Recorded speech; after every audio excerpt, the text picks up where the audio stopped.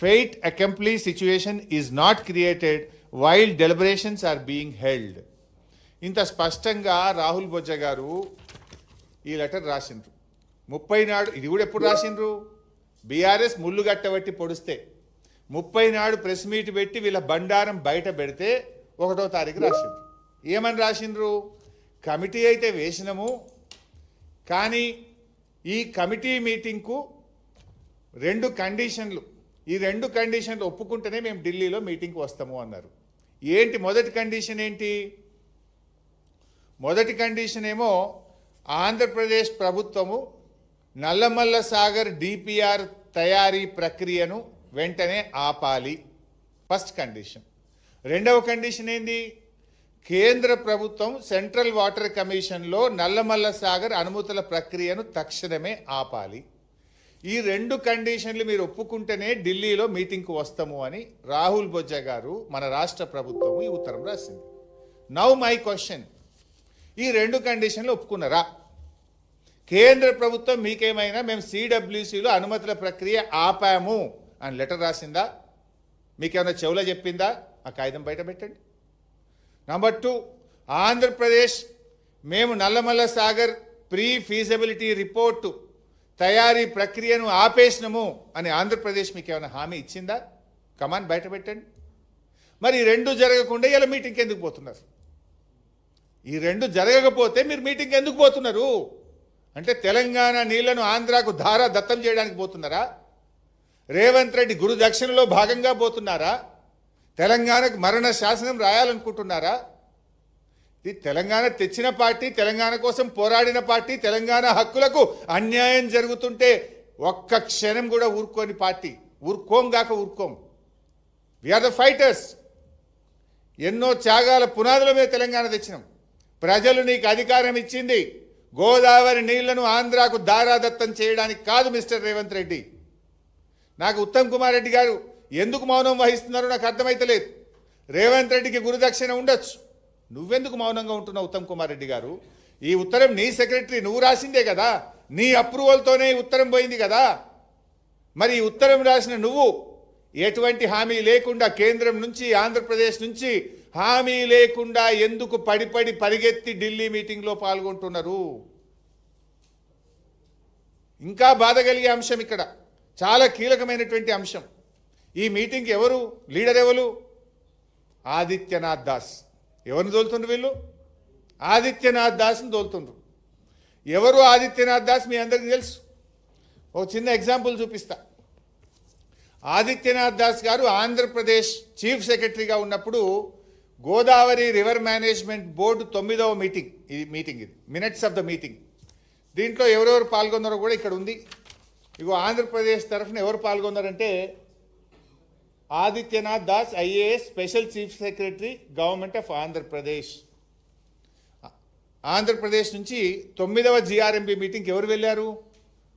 ఆదిత్యనాథ్ దాస్ గారు పోయింది. ఆ మీటింగ్లో ఏం జరిగిందో ఇది మినిట్స్ డీటెయిల్ ఉన్నాయి, మీ అందరికి మీడియాకు కూడా ఇస్తాను, ప్రజల ముందు కూడా పెడతాను. చాలా పెద్దగా ఉంది కానీ ఇందులో సింపుల్గా ఒక 2 లైన్లు చదువుతాను. Special chief secretary government of Andhra Pradesh stated, ఏమంటాడు? నేను ఒక లెటర్ రాసిన, the letter has further raised objections that the state of Telangana is executing the following new projects: Kaleshwaram lift irrigation, Godavari lift irrigation phase 3, Sitarama lift irrigation project, Tupakulagudem, machine Bhagiratha Telangana drinking water supply project, మొన్న ముఖ్యమంత్రి ప్రారంభించిన Chanaka Korata project, Ramappa lake to Pakala lake diversion. ఇవన్నీ అక్రమ ప్రాజెక్టులు. వీటన్నిటినీ నిలిపివేయాలి. కేంద్ర ప్రభుత్వం ఈ ప్రాజెక్టులకు ఎట్లా అనుమతులు ఇస్తుంది? ఇది తెలంగాణ మొత్తం నీళ్ళని వాడుకుంటుంది, తెలంగాణ మా ఆంధ్రాకు అన్యాయం చేస్తుంది. ఈ ప్రాజెక్టులన్నీ ఆపాలని ఆదిత్యనాథ్ దాస్ గారు సంతకం పెట్టి ఉత్తరం రాసి ఆ మీటింగ్లో మాట్లాడిన మినిట్స్ ఇవి. ఆ దొంగని ఇలా తెలంగాణ తరఫున తోలుతున్నాడు. దొంగ చేతికి తాళపు చేలిస్తుండు రేవంత్ రెడ్డి. తెలంగాణ ప్రాజెక్టులను అడుగడుగున వ్యతిరేకించిన వ్యక్తి ఆదిత్యనాథ్ దాస్. అసలు మీటింగ్ పోవుడే తప్పు, ఆ మీటింగ్కి ఎవరు తోలుతుండ్రు అంటే దొంగ చేతికి తాళపు చేలి ఇచ్చినట్టు.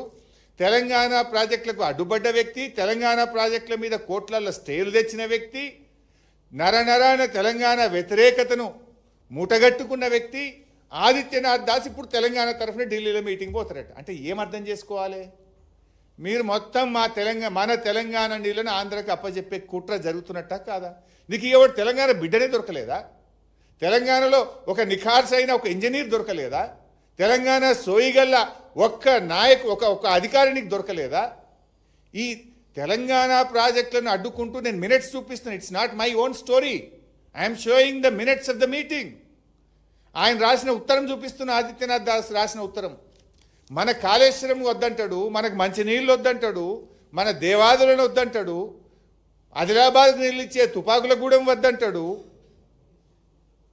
ఇలా మా సమ్మక్క సాగర్ను వద్దంటాడు. ఇలా ఏ ప్రాజెక్ట్ తెలంగాణ ప్రాజెక్టులకు అడ్డుపడ్డ ఈ వ్యక్తి తెలంగాణకు నాయకత్వం ఎట్లా వహిస్తాడు? అసలు మీటింగ్కి ఎట్లా పోతారు? ఈ దొంగలు ఊళ్ళు వంచుకున్నట్లేదా ఇది?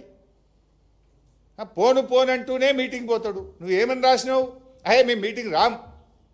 నువ్వు కేంద్ర ప్రభుత్వము సిడబ్ల్యూసిలో గోదావరి బనకచెర్ల అప్రైజల్ ఆపితేనే మీటింగ్కి వస్తాను. మరి ఎందుకు పోతున్నావు? ఆపినరా? ఆపితే కాగితం వచ్చిందా? ఆంధ్రప్రదేశ్ ఈ టెండర్ ఆపాలే అన్నాడు. టెండర్ ఆపుడు ఎక్కడిది? టెండర్ అయిపోయింది, ఓపెనింగ్ అయిపోయింది, ఆ టెండర్ అవార్డు అయిపోయింది, కాంట్రాక్టర్ పని కూడా స్టార్ట్ చేసిండు. మరి ఎందుకు పోతున్నావు మీటింగ్కు? మళ్ళీ ఒక సంతకం పెట్టి ఒప్పుకొని రానిక?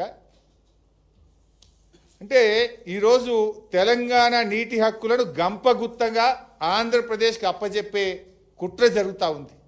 నిజంగా చెప్పాలంటే కేసీఆర్ గారి నాయకత్వంలో గోదావరి మీద 400 టీఎంసీలు కేంద్రం నుంచి అనుమతి తెచ్చినాం. 10 డిపిఆర్లు పంపినాం. గోదావరి మీద 10 డిపిఆర్లు ఢిల్లీకి పంపి 7 ప్రాజెక్టులకు అనుమతులు తెచ్చింది బీఆర్ఎస్ ప్రభుత్వం. 400 టీఎంసీల నీళ్ల హక్కులను సాధించింది బీఆర్ఎస్ ప్రభుత్వం. అరే నువ్వు 2 నెలలు అయింది, ఒక్క డిపిఆర్ పంపింది లేదు, ఒక్క అనుమతి తెచ్చింది లేదు. మేము 10 పంపి 7 తెచ్చినాం. ఇంకో 1-2 ప్రాజెక్టులు వార్దా కానీ కాళేశ్వరం సెకండ్ టీఎంసీ కానీ అవి సగం అనుమతులు వస్తే మిగతా అనుమతులు తేవాల్సిన తెలంగాణ ప్రభుత్వం డిపిఆర్లు వాపసు తెచ్చుకున్నది. అబ్బా ఏం గొప్ప రేవంత్ రెడ్డి నువ్వు! ఒక్క చుక్క నీళ్లు అనుమతి తెచ్చింది లేదు, ఒక్క డిపిఆర్ కొత్తగా పంపింది లేదు. బీఆర్ఎస్ పంపిన డిపిఆర్ వాపసు వచ్చింది రేవంత్ రెడ్డి పాలనలో. 10 డిపిఆర్లు పంపి 7 డిపిఆర్లకు 7 ప్రాజెక్టులకు మేము అనుమతులు తెచ్చినాం. ఇంకా 3 డిపిఆర్లు గోదావరి మీద అక్కడ పరిశీలనలో ఉండే, వార్ధా కావచ్చు, 3rd టీఎంసీ ఆఫ్ కాళేశ్వరం కావచ్చు, అవి వాపసు తెచ్చినావు నీ 2 నెలల్లో. అంటే అవి వాపసు తెచ్చుకుంటావు, నల్లమల్ల సార్కు జెండా ఊపుతావా? ఇంత నీళ్లు గోదావరి నీళ్లు దారదత్తం చేస్తావా? మేం చూస్తూ ఊరుకోం. బీఆర్ఎస్కు తెలంగాణ ముఖ్యం, తెలంగాణ ప్రయోజనాలు ముఖ్యం, తెలంగాణ హక్కులు ముఖ్యం, ఈ తెలంగాణ ప్రజల భవిష్యత్తు మాకు ముఖ్యం. నీకు సోయి లేదేమో కానీ మాకు తెలంగాణ మీద సోయి ఉన్నది. తెలంగాణకు అన్యాయం జరుగుతుంటే గర్జిస్తాం, ప్రశ్నిస్తాం. అవసరమైతే కేసీఆర్ నాయకత్వంలో మరో పోరాటానికి శ్రీకారం చుడతామని హెచ్చరిస్తూ ఉన్నాం. ఈరోజు మేము ఒకటే సూటిగా డిమాండ్ చేస్తున్నాం. ఇవాళ నువ్వు చంద్రబాబుతో దోస్తీ కట్టి తెలంగాణకు తీరని అన్యాయం చేసేందుకు సిద్ధమైతే రేవంత్ రెడ్డి మేం చూస్తూ ఊరుకోము. తెలంగాణ నీటి హక్కులను కాలరాయడానికి ఆంధ్రప్రదేశ్ ఒత్తిడితో కేంద్ర ప్రభుత్వం నిర్వహిస్తున్న ఈరోజు ఢిల్లీలో జరగనున్న సమావేశాన్ని బైకాట్ చేయాలని బీఆర్ఎస్ పార్టీ డిమాండ్ చేస్తుంది. ఎందుకు బైకాట్ చేయమంటున్నాం? నువ్వే రాసిన ఉత్తరం. కేంద్రం హామీ ఇస్తే ఆంధ్రప్రదేశ్ పనులు ఆపుతూనే మీటింగ్కి వస్తాను. కేంద్రం నీకు హామీ ఇస్తే బయటపెట్టు, ఆంధ్రప్రదేశ్ పనులు ఆపుతూ నీకు ఉత్తరం రాస్తే దాన్ని బయటపెట్టు. ఆ రెండూ జరగకుండా నువ్వు డూడు బస్వన్నలాగా తల ఊపడానికో, దొంగ చేతికి తాళపు చేయిలిచ్చి తెలంగాణ ప్రాజెక్టులను వ్యతిరేకించిన ఆదిత్యనాథ్ దాస్ను ఇవాళ నువ్వు ఢిల్లీకి పంపడం అంటే తెలంగాణకు ద్రోహం చేయడమే. ఈ మీటింగ్ను బాయ్కాట్ చేయాలని బీఆర్ఎస్ పార్టీ డిమాండ్ చేస్తూ ఉంది. ఒకవేళ మీరు మీటింగ్ బాయ్కాట్ చేయకుండా తెలంగాణ హక్కులను కాలరాస్తే బీఆర్ఎస్ పార్టీ మరొక పోరాటం చేయవలసి వస్తుందని చెప్పి కూడా మేము హెచ్చరిస్తూ ఉన్నాం. కేసీఆర్ పాలనలో ఇది మేం చెప్తున్నది కాదు. నిన్న ఢిల్లీలో పార్లమెంట్లో ఎకనామిక్ సర్వే రిపోర్టు కేంద్ర ప్రభుత్వం అధికారికంగా పార్లమెంట్లో పెట్టిన రిపోర్టు చెప్పింది. ఏం చెప్పిందో మీకు తెలిసి రిపోర్ట్లో కేంద్ర ప్రభుత్వమే చెప్పింది. ఇవాళ తెలంగాణ అద్భుతమైన ప్రగతిని సాధించింది. 2,20,00,000 ఎకరాల మాగాణిగా తెలంగాణను 9 ఏళ్ల బీఆర్ఎస్ పాలనలో జరిగిందని చెప్పి ఈ రిపోర్ట్ చాలా స్పష్టంగా చెప్పింది. కాళేశ్వరం వల్ల, మిషన్ కాకతీయ వల్ల ఇవాళ అద్భుతమైనటువంటి ఆయకట్టు వచ్చిందనేటువంటి విషయాన్ని ఈరోజు ఈ రిపోర్ట్లో చెప్పిండ్రు. కాళేశ్వరం ప్రాజెక్టు ద్వారా 17,08,230 ఎకరాల స్థిరీకరణ జరిగింది. మిషన్ కాకతీయ ద్వారా 15 లక్షల ఎకరాల స్థిరీకరణ జరిగింది. రెండు కలుపుకుంటే ఇవాళ దాదాపు 32 లక్షల ఎకరాల ఆయకట్టును బీఆర్ఎస్ సాధించింది కదా. అందువల్లనే పంటల ఉత్పత్తి పెరిగింది, సాగు విస్తీర్ణం పెరిగింది. అప్పుడప్పుడు ఊకే పొద్దుగా లేస్తే మా మీద నోరు బారేసుకునే బండి సంజయ్, కిషన్ రెడ్డిలు ఇప్పటికైనా నోరు మూస్తే మంచిది. సోయి తెచ్చుకోండి. ఇది మేం చెప్పలే, మీ కేంద్ర ప్రభుత్వం, మీ బీజేపీ ప్రభుత్వం, కేసీఆర్ పాలన ఎంత అద్భుతంగా జరిగిందో, ఎంత గొప్ప ఆయకట్టు సాధించిందో, తెలంగాణ ప్రగతి పథంలో ఎట్లా ప్రేరించిందో మీ కేంద్ర ప్రభుత్వం ఇచ్చిన రిపోర్ట్.